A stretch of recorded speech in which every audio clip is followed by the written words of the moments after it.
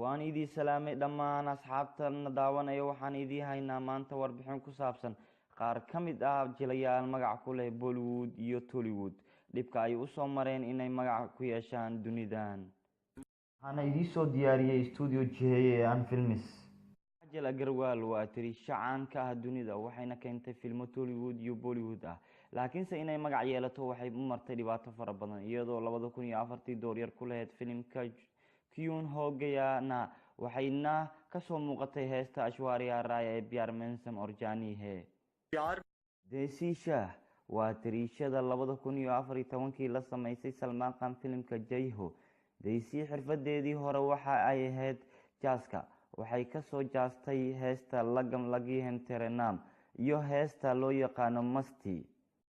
Singh Rajput waa aktarada Bollywood ka kamid ah waa wiilka da'da yar ee musalsalada ku soo caan baxay laakiin dad badan ma yaqaanaan xirfadiisa hore waxa ay ahayd Sushan xirfadiisa hore waxa ay ahayd xirfad dhib badan inkastoo uu xirfadiisa hore ay wax badan u tartay company शामा के group में डांस करता था तो 2005 था और 2006 था जब मैंने पहली बार as a background dancer Haifa में perform kadib 2005 2006 Sushan dadaal uu sameeyay ayuu heerkan ku soo gaaray.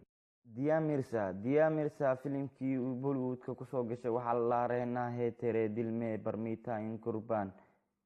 Dia waxay muuqaal yar ku lahayd heesta Jumbal Abka ee 1999 filimka Iswasara Katri Saj Humble Beginning. Shahid Kapoor waa aktar caan oo Bollywood kana hadda awood ku leh.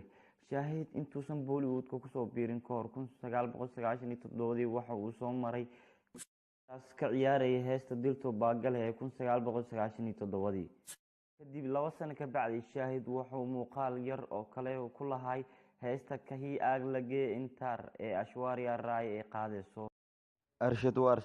Arshad dad badan waxa ay ku yaqaanaan filimada Munaba iyo Julia LLB laakiin Arshad noloshiisa hore waxay ku soo bilaabatay director Caawiye asagoo ka qaaday heesa. Arshad wuxuu muuqaal yar ku lahay filimka Aksa Keninge ee 1989 la matalay.